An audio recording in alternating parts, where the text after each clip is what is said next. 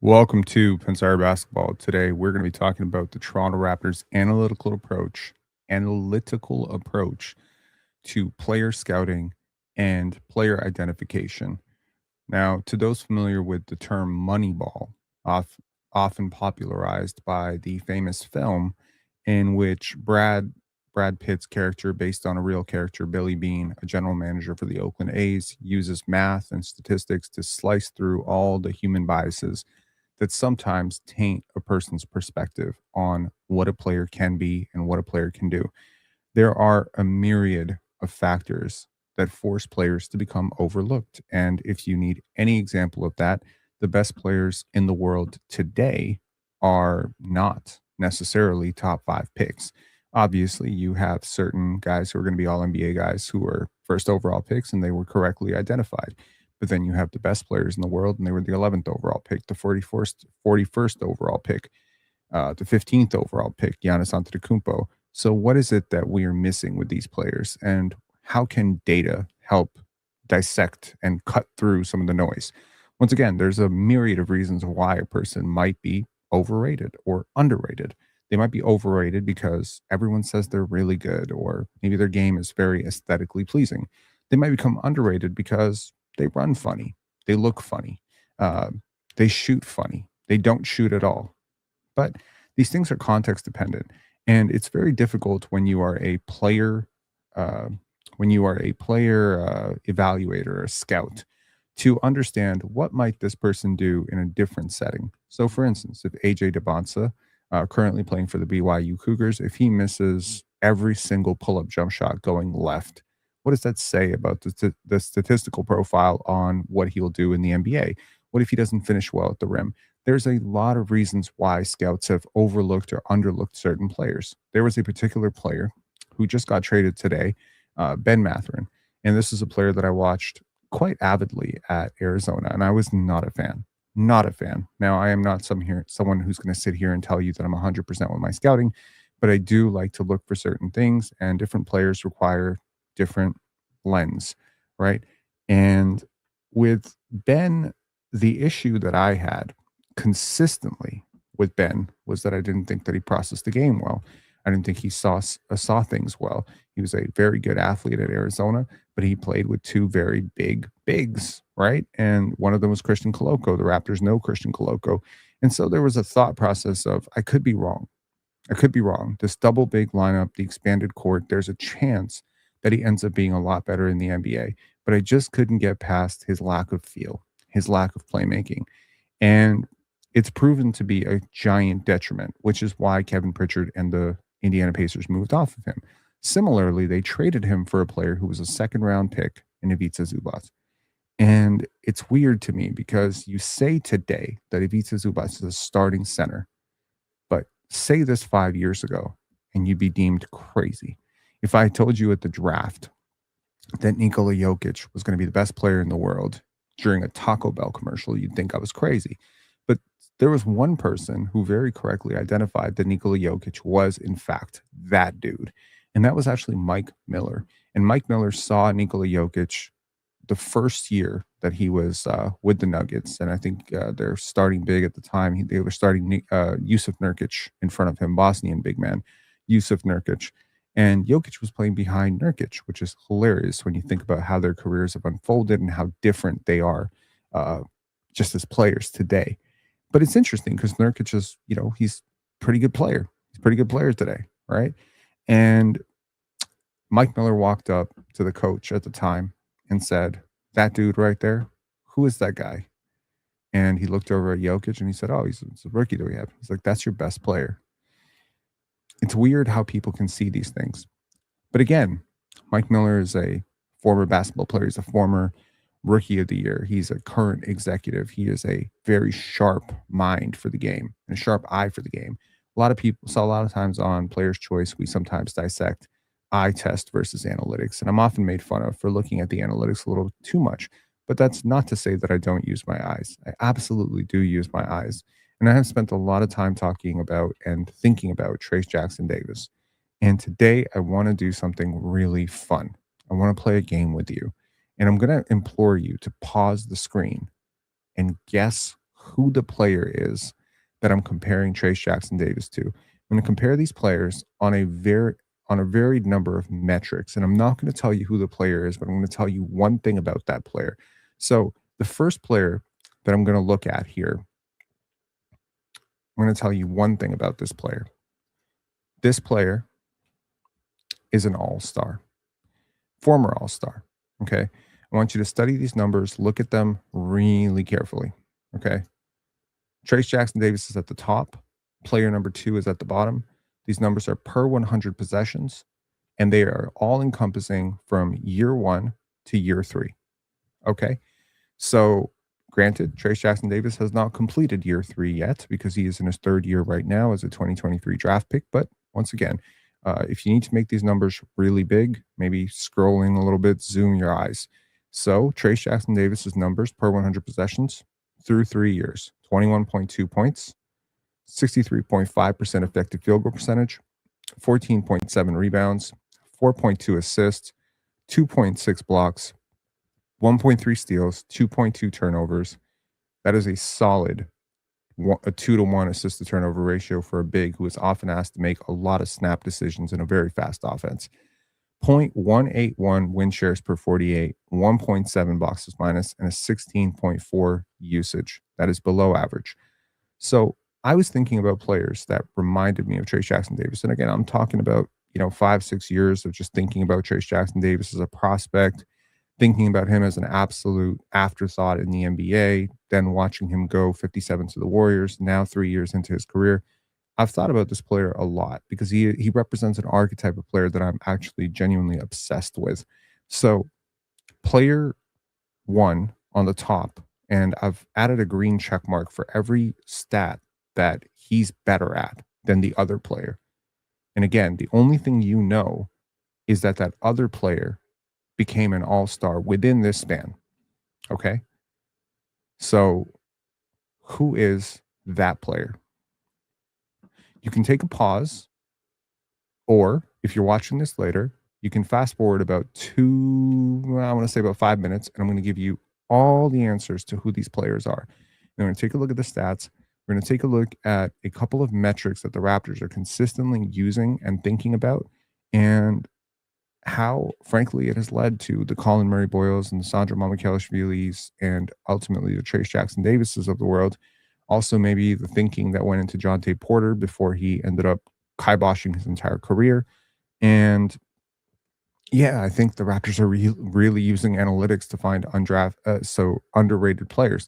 So again, I'm not going to tell you who this player is, but he wins in exactly 2 departments, and I don't think usage is necessarily a huge win, but he's a better rebounder than Trayce Jackson-Davis, and it's about the only thing of note that he does better through 3 years than Trayce Jackson-Davis. Okay, let's go to player number 2. Now, player number 2 didn't make an All-NBA team within the span of the 3 years, but he did become an All-NBA player at some point in his career. Okay, and once again, top numbers are Trayce Jackson-Davis. Bottom numbers are mystery All-NBA player. I'll give you a hint on the All-NBA player. At one point in his career, he finished 7th in MVP voting. Okay? So you can take a look at those numbers. You can zoom in a little bit. If you're on your phone, I apologize for watching this on a big screen. I apologize also for looking so sleepy, but it is 3:43. And since I have decided to devote all of my Friday from when I wake up to when I sleep to pen dance, I'm not going to be able to do a live, most likely tomorrow, unless I finish things very early. So I wanted to do this now because I had a very coherent thought, and I thought that this video would be very, very good for somebody. Good job. Good job, man. You are smart as hell. Shout outs to James09222. You got it. That is actually Domantas Sabonis. And frankly, when I said 7th in MVP voting, that should have been a dead giveaway because I've mentioned that many times with Domas. But shout outs to you for paying attention. Here's the third and final player before I get into the mega load of statistics that we're going to look at. 3 years in, Trayce Jackson-Davis versus a mystery Raptors big. Past, present, future. All I can tell you is this player has played for the Toronto Raptors at some point in his career, and you're very familiar with him if you've watched Raptors basketball post 2016. Okay. 3 years into their careers. I'll give you one hint about him after, other than the fact that he's a Raptor and that he's a big, because these are all bigs that I'm comparing him to, right? So this player is worse at everything than Trayce Jackson-Davis among the metrics that I'm measuring, other than effective field goal percentage, where he is 1% more effective, for 1% more efficient from the field. And he is versus 2.6 blocks. He averages 2.7. Andrea Bargnani is a very bad guess, my friend. Very bad guess. If you think Andrea Bargnani shot 64.3% effective field goal percentage through his first 3 years, I suggest you look up how effective field goal percentage is calculated. No, I mean the options are very limited here, right? This is a very, very good answer. It is not the right answer, but we will look at him compared to Marc Gasol. No, it is not Marc Gasol. Okay, I think I'm ready to expose who these three players are. So I'm going to give you. Let's go backwards. Player C right here, okay, is actually Jakob Poeltl. Okay, so this is Trayce Jackson-Davis through 3 years versus Jakob Poeltl. And take a look at those numbers. Let me make myself really tiny, and you can take a look at these numbers as really big. Hold up one sec. Does this help to see the numbers a little bit more clearly? Okay. So those are the numbers for Trayce Jackson-Davis at the top and Jakob Poeltl at the bottom per 100 possessions. And quite frankly, this is the cleanest comparison among the three players because the role isn't that dissimilar. Jakob Poeltl also doesn't take jump shots. Jakob Poeltl also was a backup big through his first 3 years. Jakob Poeltl was also playing with a lot of much better players. So I think that it is a fair thing to compare these two players. And I do think that it's worth noting that through 3 years, and again, he is also, I should probably mention this, he's a little bit older than all three of these players as well. Because he started his career a little bit later. He was a 4-year big. So maybe you perceive his value as being less because he's older. I certainly believe that if he was a freshman when he came out of Indiana and he was a lottery pick, these numbers would have gotten him extended. But unfortunately, he wasn't a freshman. He was a 57th overall pick who was a second round pick and an older rookie. And so he doesn't shoot. And I guess people have just kind of written him off. But these are the numbers. The numbers are the numbers. And you know what? Hey, man, I don't care if you got dunks, layups, putbacks. I really don't care. These numbers are insanely impressive across the board. Player number 2, which has already been exposed, was actually Domantas Sabonis. Again, very impressive because Domas was a lottery pick in the same year that that Jakob Poeltl was a lottery pick. In fact, the two players were picked back to back. And so shout outs to Trayce Jackson-Davis for being roughly equivalent to these two players. Again, as in your first 3 years, I don't care how many years you've played away, there's always an adjustment. And the fact that he was so good as a rookie in a very limited role, granted being set up by Chris Paul and Steph Curry and giving the maximum spacing allowed in the Warriors offense. And, it's very tailor-made for him. But, one thing that the Warriors offense has in common with the Raptors offense is both things require very similar things from their bigs. So nevertheless, here's the third one. And this is going to be shocking to a lot of people, I think, because it's not probably a player that you really think about comparing to Trayce Jackson-Davis, but it's actually a player that I mentioned reminds me a lot of Trayce Jackson-Davis. So this all-star player who actually made an all-star team during those first 3 years. Anyone want to guess? One final guess? Anyone want to guess who this player is?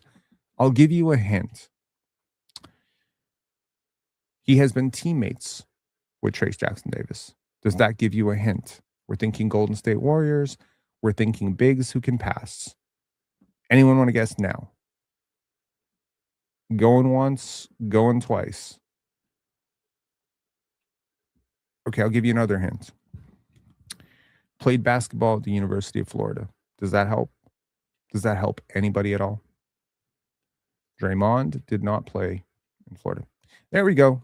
You got it. Bill Nation. Al Horford. That is Al Horford. Al freaking Horford. Okay. Now, perfect. Okay, now let's get to some numbers because I do want to I do want to show you who this dude is. So first 3 years, this is Al Horford versus Trayce Jackson-Davis. Let me make myself uber small so that these numbers can have a chance to exist on the screen. Okay. And again, if you need to pause these, pause them. But this is a very impressive. And again, maybe the raw numbers don't impress you. Maybe the raw numbers don't completely impress you. But you are comparing a player who started 54 games for his team versus a lottery pick, was a top 3 pick and given every opportunity in the world, who started all but 4 games for his team. So yeah, maybe if you look at the raw totals, 12 points and 9.6 rebounds looks a lot better than 6.6 points and 4.6 rebounds, but this is why he's undervalued. But as we're seeing with Sandro Mamukelashvili, who is another player who was very, very underrated, if you think about it, given the fact that he didn't really have an opportunity, given the fact that he was a second round pick. If you want to look at Mamu, just to take a brief foray or a brief little pause from this, you will remember that I was very, very excited when the Raptors drafted when the Raptors signed Mamukelashvili. I could not believe that they found him for this cheap. Why? Well, it was in large part because something was changing in his game over the last 3 to 4 years with the San Antonio Spurs. Number one, I really do like the pedigree of playing under Mitch Johnson and Greg Popovich in that organization. I believe that they teach basketball very well. So that was one thing that really it was a good thing for me that he could actually play minutes for that team and that organization. It ruled out a ton of red flags about basketball IQ and character issues. So that in and of itself, I don't know Sandro Mamukelashvili, so this was important to me. The second thing is there was a statistical improvement year over year for 3 straight years in true shooting percentage.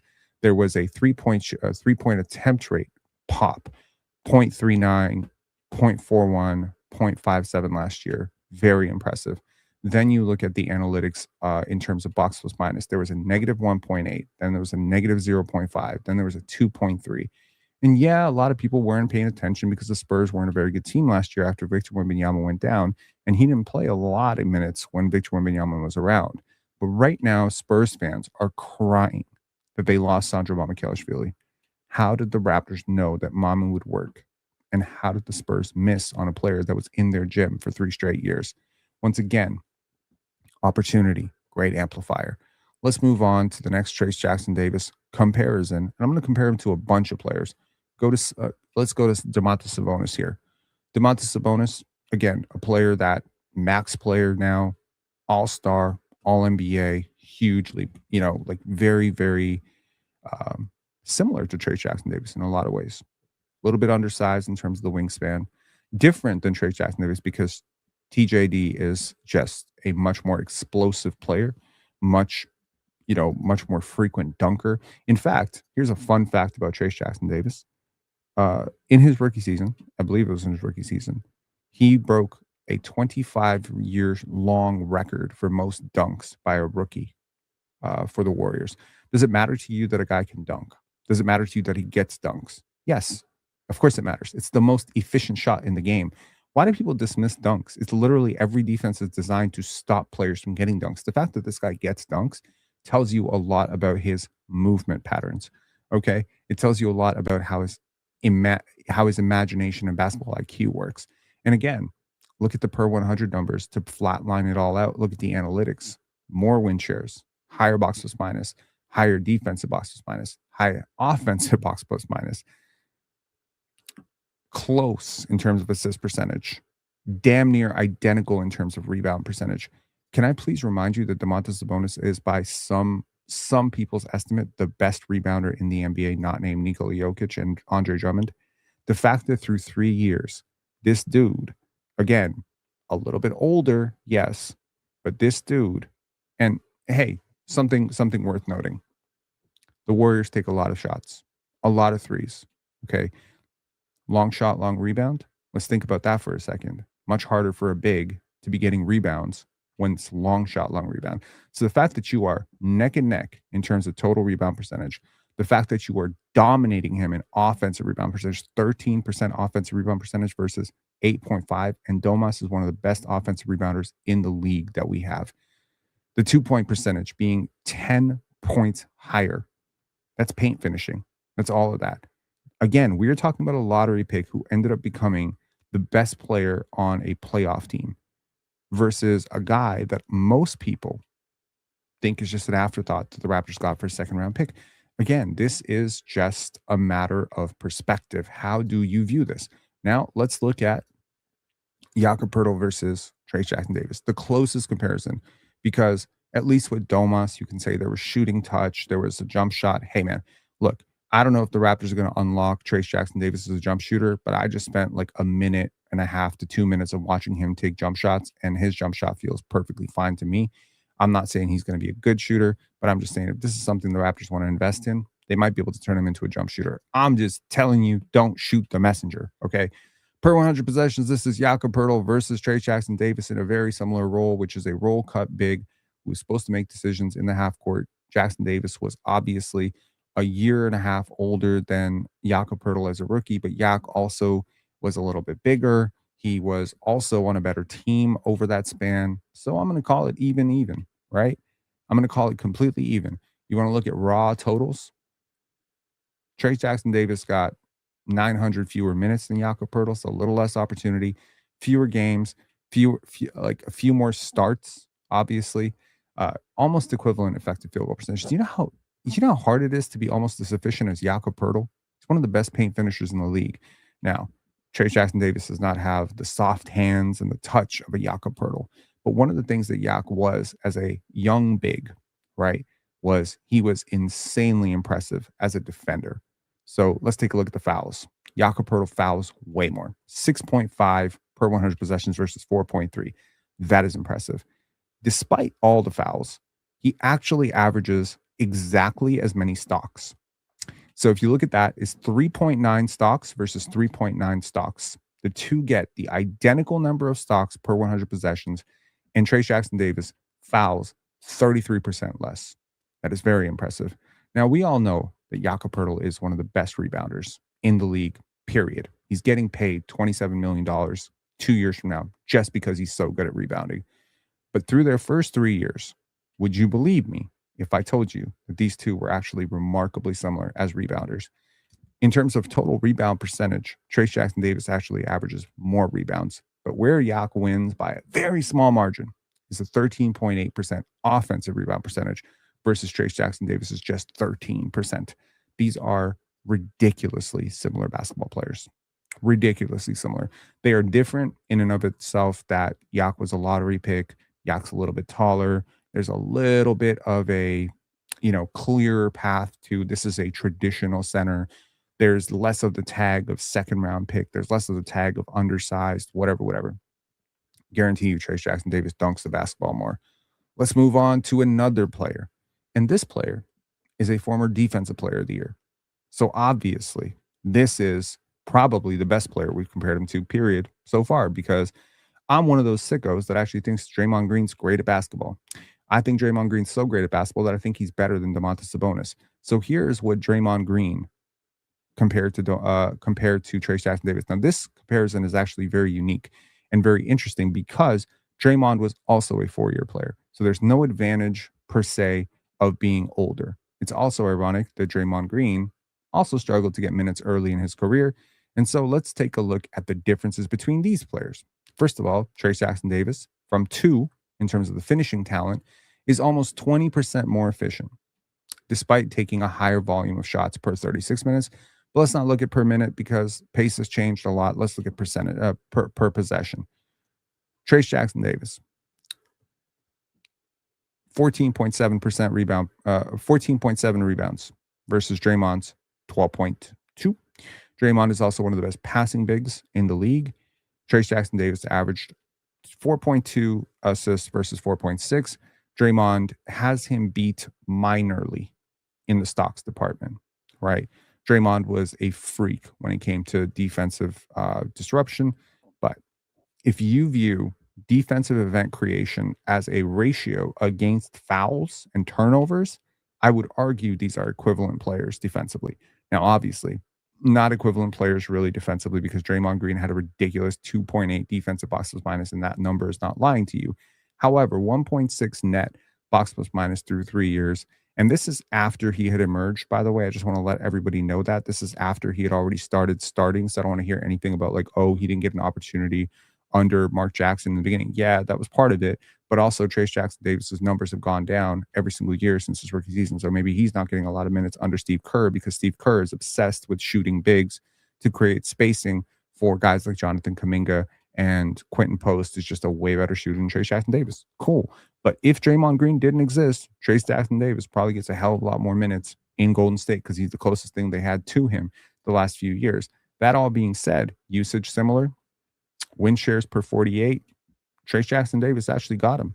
So Draymond's overt negative offensive impact in the sense that, higher turnover percentage, there's like, hey, similar assist percentage, 12.9 versus 12.6. Let's move on. Let's not harp on the Draymond comp because Trayce Jackson-Davis is above the rim finisher, Draymond below the rim finisher. So that explains the efficiency argument. What about Brad Miller, former All-Star Brad Miller, per 100 possessions? Again, Trayce Jackson-Davis got him beat across the board, other than rebounds. Brad Miller gets the rebound advantage. Another late start, another undrafted guy, basically. Trayce Jackson-Davis, very similar in terms of the rebounds, but it's got him beat on the assists, got him beat on the steals, got him whooped on the rebounds, lower turnovers, and the lower fouls. Look, there's a reason why the analytics love Trayce Jackson-Davis. He does certain things very well. Number one, he doesn't miss a lot of shots. Analytics hate missed shots. So you can look at complexity of offense, the cook. But hey, man, Cam Thomas been cooking, just got waived. Doesn't matter. Do you put the ball in the basket, my friend? Do you dunk it? Do you pirouette it? Do you reverse layup? Does it matter? Does any of this matter per se? Not really. It matters for the fans.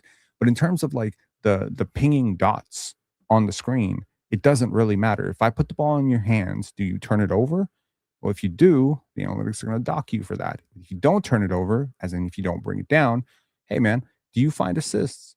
Do you find assists from the position of center? Now, this is very important. The center assist thing is very important. If the analytics see you as a center or a power forward and you get a lot of assists and you don't have a lot of turnovers, you're probably going to have a pretty solid, analytics profile. The only thing that would really be missing from Trayce Jackson-Davis's analytics profile is shooting. That's it. He's a bad free throw shooter, and he doesn't take threes. So everyone is going to harp on this in Toronto. All the fans right now are just like, I can't believe we got a center who can't shoot. Shut your bitch ass up, man. You don't understand what you're talking about. You don't understand what this guy can do because you're honing on the one thing he can't do. But think about what he can do, because Ben Wallace didn't shoot threes and he was a bad free throw shooter. Shaq didn't shoot threes. He was a bad free throw shooter. I'm not saying this guy's Shaq, and I'm not saying he's Ben Wallace. I am, however, telling you that right now, if Jakob Poeltl's out, this is the best center on your roster, and it's not close. In fact, minus Jakob Poeltl, this dude is better than Kem Birch. He's better than Orlando Robinson. He's better than Mo Bamba. He's better than every center you've had other than Jakob Poeltl for the last 4 years. And you got him for a second-round pick.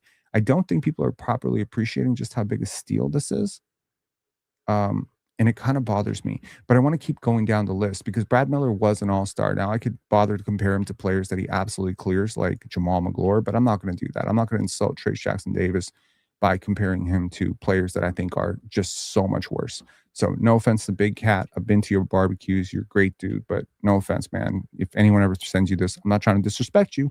I'm just saying Trayce Jackson-Davis having a better career than Jamal Magloire, man. Come on, let's be for real here.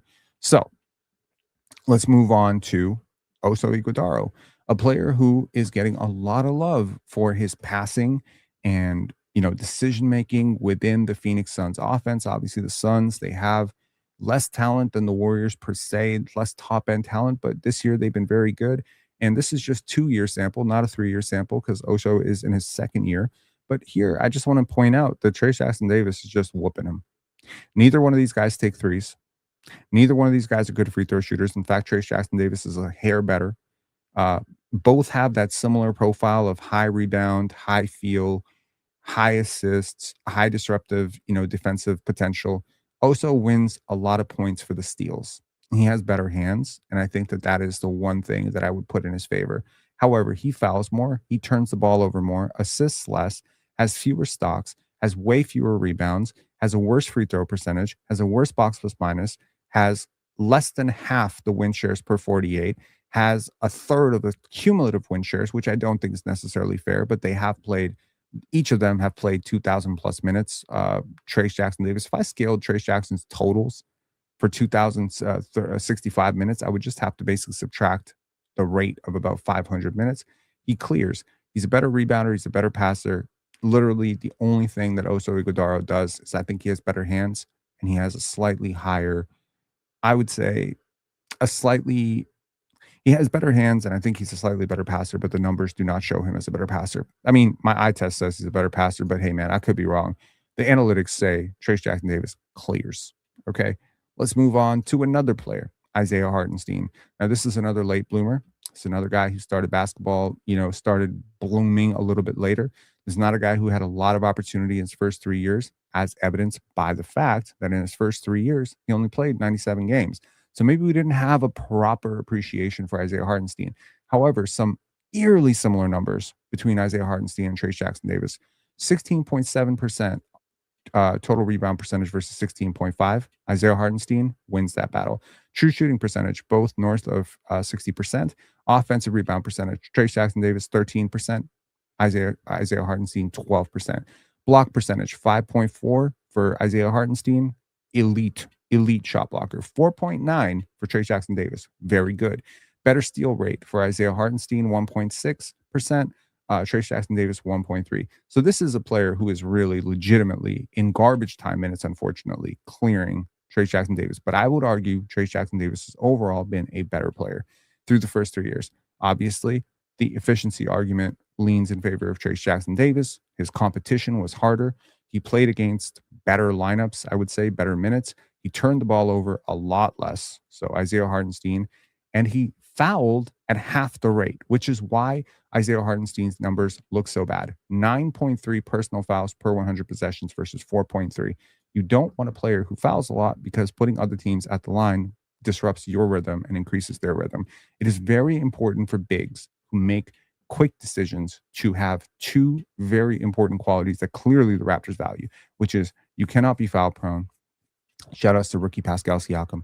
And you cannot be turnover prone, because turnovers from the big position, especially if you are the one making the turnover, a lot of times the big to guard turnover is the worst turnover in the NBA. Why is it the worst turnover in the NBA?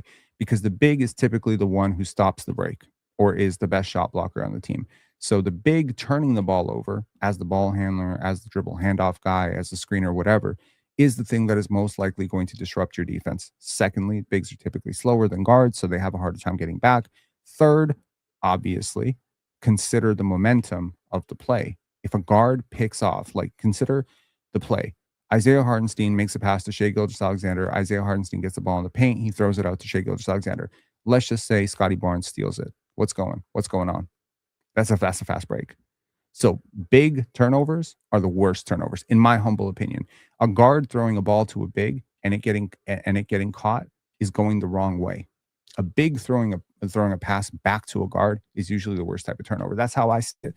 Maybe you see it differently. You can let me know in the comments below. So again, if we're talking player for player, I have not seen a better player than Trayce Jackson-Davis so far by the numbers. Now, obviously, my eye test tells me there's more talented players, better players, but the numbers are not supporting my eye test here. The numbers are saying Trayce Jackson-Davis is the best player we've seen so far. Let's move on. Ivica Zubac, the player we were just talking about. Now, here's the fun thing. These are both late bloomers. Okay. Ivica was a little bit younger. But even if you look at the per game numbers, let's just say you don't even want to talk about, these are players we can talk about per game, because these are players who played in a slightly similar era, although Ivica Zubac obviously played in 2018-19, but the pace had already sped up a little bit.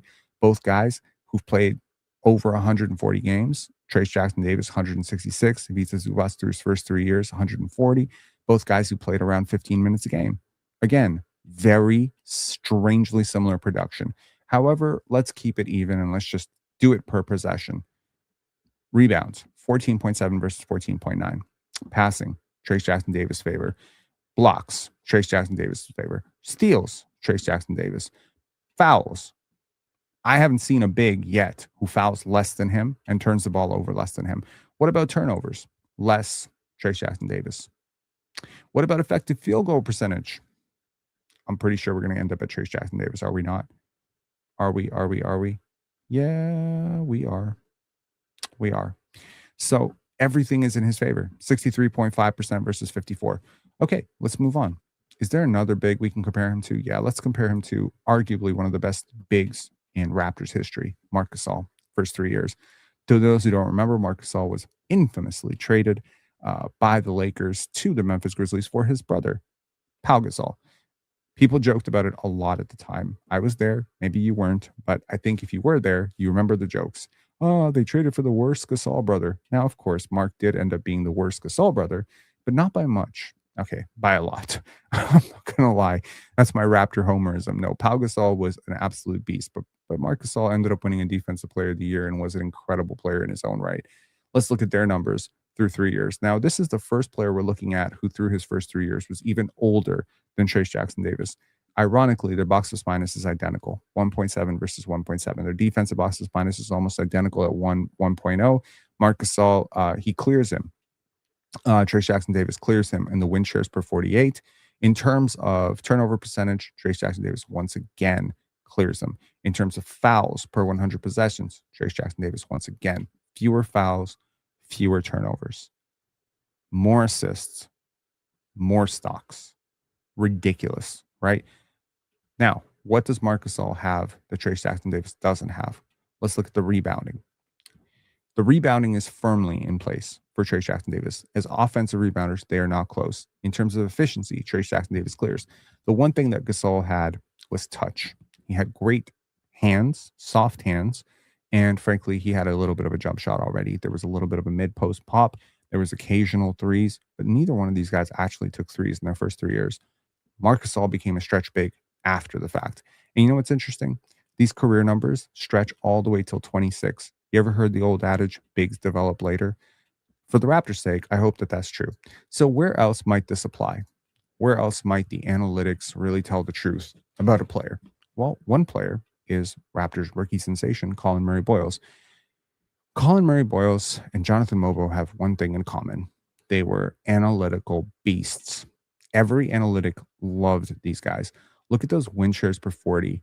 I mean, again, a 12.0, basically an 11.9 box plus minus in the SEC last year is insanity. Just absolute craziness. One could argue that Colin Murray-Boyles was playing in the toughest conference with the least help and still managed to shine analytically. These numbers are insane. Also, for a wing big or a big wing, getting to the line at the rate that he did is such an impressive thing. Such an impressive thing. The free throw shooting being above 70% showed touch, right? The foul rate coming down showed progress. The fact that he was able to take a few more threes last year, granted, not a high volume, but he was able to make 26%, was enough for the Raptors to believe in his long-term outlook. I don't think people understand how good the Raptors think Colin Murray-Boyles is going to be. But to anyone who thinks he's just going to be a role player or whatever, I don't think so. I think the Raptors think he could be a 2 to 3 time All-Star. I think they think he can be a permanent fixture on all NBA defensive teams. I think they think he'll be, a potential defensive player of the year. His upside at this stage is so much higher than Draymond Green's. It's not even funny. And he has a lot of the same tools as Draymond Green. So once again, as much as, I preferred Carter Bryant at the draft for a multitude of reasons, I think there's a very, very, very coherent point to be made that if CMB can ever figure out the shooting or the finishing, get strong enough to finish, get a little bit more conditioned, explosive, stronger, there's a very good chance that you're looking at an all-star in a few years. And that's just strange, right? Because typically you're not supposed to find all-stars at 9th overall pick. And a lot of people felt at 9th that the Raptors actually reached for Colin Murray-Boyles. What about Elijah Martin? Again, this is a 5-year collegiate player who was a little bit older, a little bit undersized, but long arms, right? But a really good mover, right? Now, I was not a fan, but you can see this analytical uptick every single year. Now, what I think a lot of people might have missed in the analytical uptick is that playing in the SEC last year, and it's interesting because the Raptors drafted few players who played in the SEC last year. This analytical pop of 9.8 boxes minus is truly insane stuff. When you talk about conference differences between Conference USA versus the AAC, which is where he played the previous year at Florida Atlantic, when they shifted to the SEC, he jumped up tiers in terms of conference difficulty and matchup difficulty, role difficulty. In his first year, we're talking about a guy who played 21 games, started two. In the next year, we're talking about a guy who played, and was a very good player in the Conference USA. But again, it's just a very weak conference. They don't usually play more than 2 to 3 good teams every single year. And you don't have a lot of basis to evaluate because you don't necessarily want to be evaluating who Colin Murray Boyles and Elijah Martin are against plumbers and firemen. You want to evaluate them against guys who have the size and skill to be potentially professional basketball players. Now, you're never going to be able to see them against NBA talent until you bring them into your gym. But I do think that it's worth noting that that Elijah Martin showed tremendous growth. There's another player that the Raptors took a chance on. And again, I'm not saying these are all going to work out, but this is Chucky Hepburn. And you can look, and the analytics pop is real. Once again, another player north of 9 boxes minus, another player with a track record of growth, Big Ten. Right now, he's currently injured, but this is a guy who can actually pop for you. He could actually pop for you. He could become every bit as good as Jamal Shed. Speaking of Jamal Shed, this is another player who grinded, started 2 games, came out as a senior.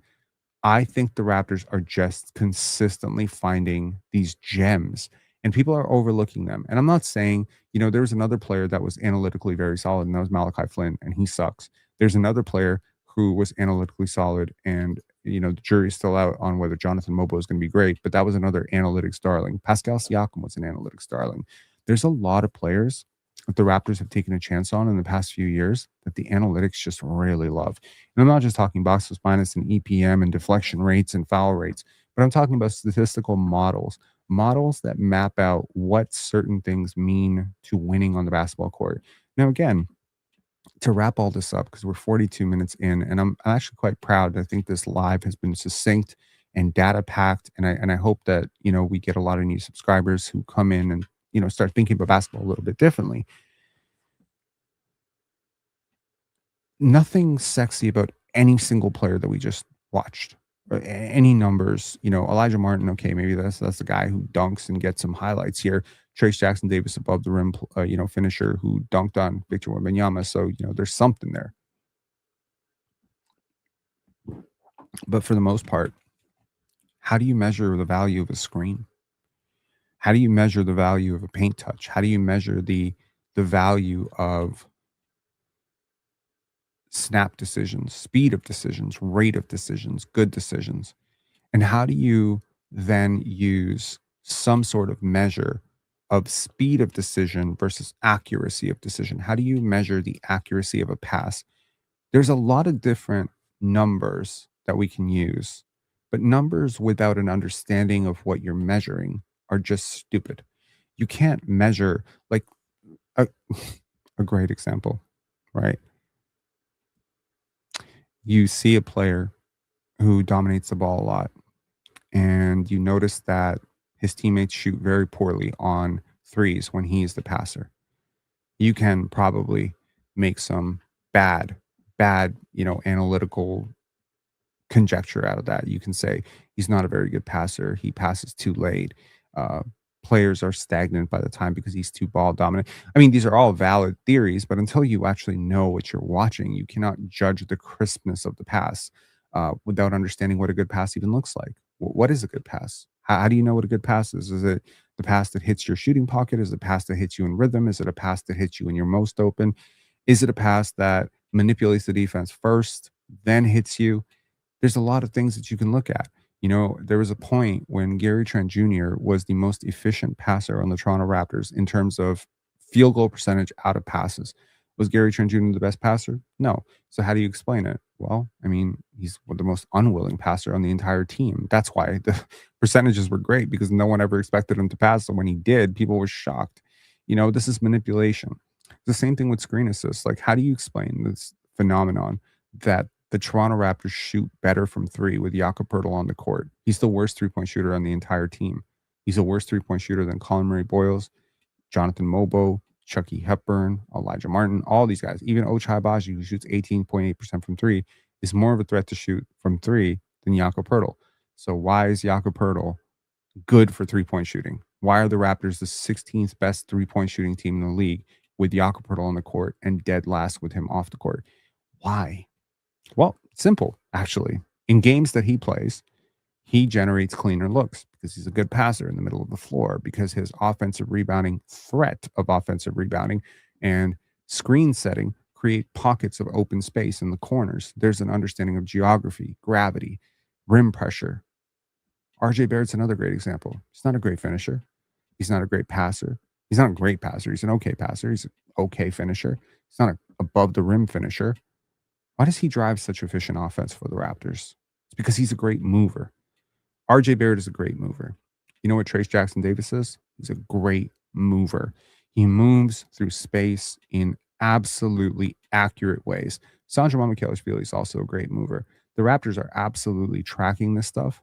They are measuring things that other people are not measuring, and they are finding value where other people are missing value.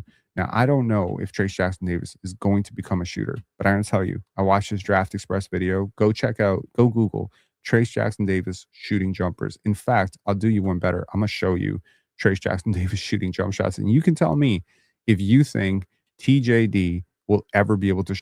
One second. One sec. Let me pull this up for you. Got to mute this, not to get copyrighted. Okay. So let's expand this out. So this is TJD shooting jump shots for Draft Express. Let me know. Do you think that he will ever be a shooter? Hang on one second. I'm gonna start playing this again. Give me one sec here. Okay. So this is TJD taking jump shots. I mean, this is not perfect.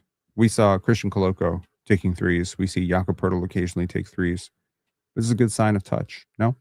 This is not an edited video. I mean, it is cut up, but it's not edited. It's not Hollywood editing. This is just one continuous, there's no cut here. He's just hitting threes at a draft combine. So it's interesting. And mechanically, as a good jump shooter, I can look at somebody's three and say, is there something mechanically wrong with this? Honestly, it's not great, but it's not broken. It's consistent. And I got news for you. Bigs are not guarded from three. Typically, whether you shoot 28%, 31%, 32%, I would say 80% of bigs are never guarded from three, because the consequence is you're pulling your big out of the paint. You're almost never going to do it. So will the Raptors develop him into a stretch big? I don't know. I hope so. I certainly hope so. That would be great. If the Raptors can turn this guy into a half-decent jump shooter, you have a starting center. If you don't turn him into a half-decent jump shooter, you have a very good backup center. And if his career is tailing off and there's some work ethic issues that I'm not aware of, you have, at worst case, you have one of the best third-string centers in the NBA.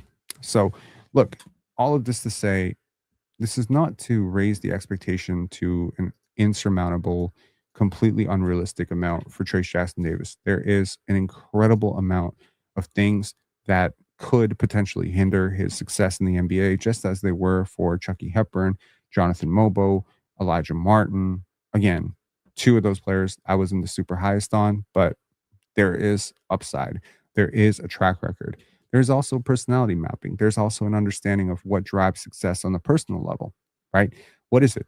Is it grit? Is it toughness? You look at Jonathan Mobo, Chucky Hepburn, Elijah Martin. What are you seeing in a consistent way? You're seeing the need to overcome, the need to push, the need to earn, humble, humility. You know, the San Antonio Spurs were light years ahead of everybody in the NBA in the mid-2000s when they drafted Tony Parker 28th and Manu Ginobili 57th. How did they know? How did they know those guys were going to work? Did they know? Were they just lucky? It's very easy to just say, we knew. Well, maybe you didn't know, but you had a good idea. You had enough of an idea to bring them into your program. You had enough of an idea to give them a chance, right? Manu Ginobili was already a professional basketball player. He was already in his 20s and he was great already. So the Spurs were just looking in places where other people weren't looking. But how do they know to give him the opportunity to do some of the things that he was able to do? And it's the same thing with Jokic. It's the same thing with guys like Lauri Markkanen, the professional scouting that it took to understand what he showed in Cleveland and Chicago could eventually turn into this. Sometimes you're good, sometimes you're lucky, but you have to play the game in order to be lucky, right? So again, it's just like scouting is not a perfect science. Sometimes you're going to be wrong, but if you're looking for the right things consistently, you're going to bat a slightly better average. One scout I talked to said, if you're 40% right, you're lying. And that stuck with me. And it's been 10, 12 years since we had that conversation. It's always stuck with me. He said, if you're 40% right, you're lying. That means even the best scouts are not 40% right. You can maybe hit 1 for 3. If you're great, you get 1 for 3 right. If you're bad, you probably go 1 for 10. So there's a big gap between 1 for 3 and 1 for 10. Organizations like the Sacramento Kings have been missing on draft picks for my entire lifetime, pretty much, or at least half my life. Devin Carter, Davion Mitchell, they just keep missing over and over. Ben McLemore, they keep missing. Once every 8 years, they hit DeMarcus Cousins. Once every 10 years, they might hit Keegan Murray. But for the most part, De'Aaron Fox. But for the most part, they miss Marvin Bagley over and over. What are they missing that other people are catching? Marvin Bagley also had amazing analytics. What was it about his personality that might have created red flags? What was it about his surroundings? What was it about his mental makeup? What was it about his game translating to the NBA? You need to know these things. All right. You need to know these things. This last draft was the first good Kings draft in a while. Time will tell. I really like Maxi Moreno, and he did go to the Sacramento Kings, so shout outs to them. Nick Clifford is all right, although I do have concerns. He wasn't super high on my board, but I do like him. Ibaka had freakish slept on athleticism. He had the furthest free throw line dunk, in my opinion. That's interesting. I was a very big fan of Serge Ibaka going into the draft. In fact, in my NBA live simulation, I mocked him to the Raptors about 50 times. Loved Serge Ibaka as a draft prospect. Was very shocked that he went so late. I think he went 24th at the time to the OKC Thunder or Seattle Supersonics at the time. Anyways, my point in all of this is to say I have been cautiously bearish with Bobby Webster. It's a little bit of scars. Let's just put it that way. Some of the things that Bobby Webster has said have rubbed me the wrong way. He's come out and called Jakob Poeltl a top 10 center in the NBA on public record. I vehemently disagreed. And then he paid him like one, which I also disagreed with. He's come out and he's talked about how can you ask an NBA champion to tank, which is triggering to me to the point where it's probably one of the worst things that I've ever heard an executive say in my life. And I've heard a lot of stupid shit. So there is a part of me that's just like, I don't know how much I trust this guy. He also comes off as really smug and kind of a know-it-all. And maybe that's just me not liking a guy who kind of reminds me of myself. And oh, by the way, his name is Bobby and my name is Robert. So, maybe there's a little bit of projecting going on here where I don't like things about things about him that remind me of myself. But one of the things that I do appreciate about him is that he is logical and analytical. And I got a sense of that today when I was listening to his post-trade deadline breakdown of preaching patience. And it wasn't a sales pitch. It was a logical, solid, logically grounded, solid explanation for why the Raptors did what they did, right? So shout outs to Bobby Webster and the Toronto Raptors. I think they're doing a very good job. I think the wins are not lying to you. I do think that Trayce Jackson-Davis is going to surprise a lot of people in Toronto. And, worst case scenario, you've lost a second round pick. But I think this guy is so much better than most players who are going to be picked in the second round this year. And the fact that he is 25 years old should not dissuade you from dreaming of better outcomes for him. This is a player who, and I understand this as well. Darko Rajakovic is a much, much better development coach than Steve Kerr. So who knows? Maybe Trayce Jackson-Davis just needs someone to believe in him. Maybe he needs a better environment. Maybe he needed a change of scenery. There's a lot of things. But I'll tell you what, Darko has been instrumental in the development of Desmond Bane, Devin Booker, Santi Aldama, he knows what he's doing when it comes to development, and he takes a very hands-on approach. If you're willing to listen, he will develop you. Jameson Battle was the one guy identified last year as this guy's really locked into what Darko's preaching, and he's really buying into him.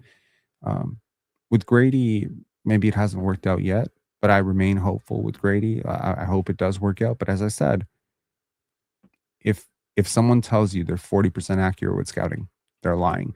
You're going to have duds. You're going to have Grady dicks every now and again, but you got to hit on Scotty Barnes, right? And even with the top 5 pick, we just saw Jaden Ivey get moved. That was a top 5 pick. That was a consensus top 4 pick, right? It happens. It happens. You know what's really funny? Do you know what's really funny? I'll share one final story with you before we get out of here. This is going on an hour, and this is 4:30 in the morning, but I appreciate it. Shout out to the 106 people who are watching live right now at 4:30 in the morning. Y'all are sickos, but please do give this video a like. I want to say one thing real quick. In the 2022 draft, where it was a foregone conclusion, the top 3 picks were going to be Paolo, Chet, and Jabari. There was no consensus on who would be number 1, 2, or 3. A lot of people were team Chet. Some people were team Paolo. I was team Jabari. I was dead ass wrong, 100% wrong. I thought Jabari Smith should be the number 1 pick in the draft because he was the tallest player. And I thought just this very versatile type of defender. And I didn't really care too much about some of the stuff that maybe I should have cared a lot more about. But nevertheless, he felt like the safest one. My number 2 would be Chet, and my number 3 was actually somebody else, and my number 4 was Paolo. So I made a mistake.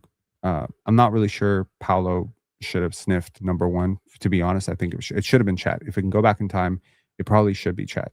Jabari is a very good player, but I don't need to remind you that the very next year I had Scoot Henderson over Brandon Miller, who I had at 6, by the way. I had Brandon Miller at 6th on my draft board. So that's a mistake. But sometimes, you're good. Sometimes you're lucky. I also had Dyson Daniels 4th on my board. So I want to remind you that year, it was a foregone conclusion that in some order, those 3 were going to go top 3, right? Now, the 4th pick in the draft, which belonged to the Sacramento Kings, was supposed to be Jaden Ivey. But Jaden Ivey is so perturbed by the idea that De'Aaron Fox was already in Sacramento and maybe not wanting to go to Sacramento, refused to work out for Sacramento, or either let it be known through his representation that he didn't want to go to Sacramento.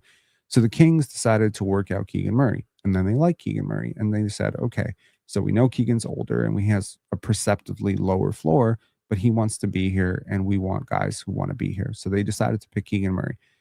This threw a very large monkey wrench in the Detroit Pistons' plans because the Pistons had originally thought that Ivey would be off the board. Their 5th player on their board was not Keegan Murray. It was actually Jalen Duren. And I learned about this at the time from someone who was pretty close to the Troy Weaver circle. So to put this into perspective, they ended up taking Ivey because he fell, but he was number 4 on their board. The 5th player on their board actually was Jalen Duren. They ended up trading into the draft, I believe, if I'm not mistaken, or they already had the 13th pick. I can't remember exactly the details. They got their 5th player in the draft at 13, which was Jalen Duren. So, what does that say? Their all-star center was behind number 4 on their board, which is Jaden Ivey.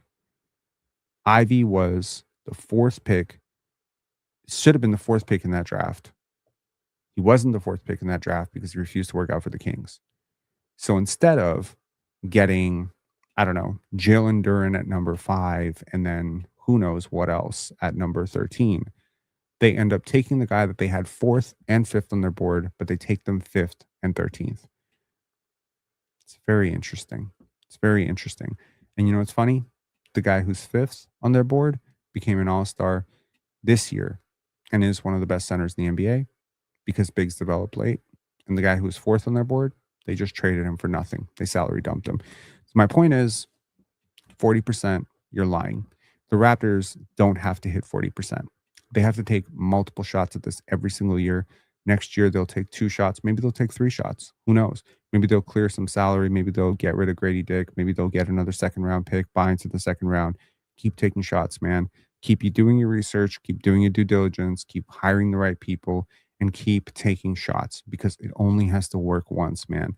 And if you are working with better information and a deeper understanding of that information than everybody else, then instead of hitting on 20%, you're going to hit on 35%. And honestly, if you make 100 decisions as a basketball executive across 10 years and you're right on 33% of them, you're going to build a championship contender.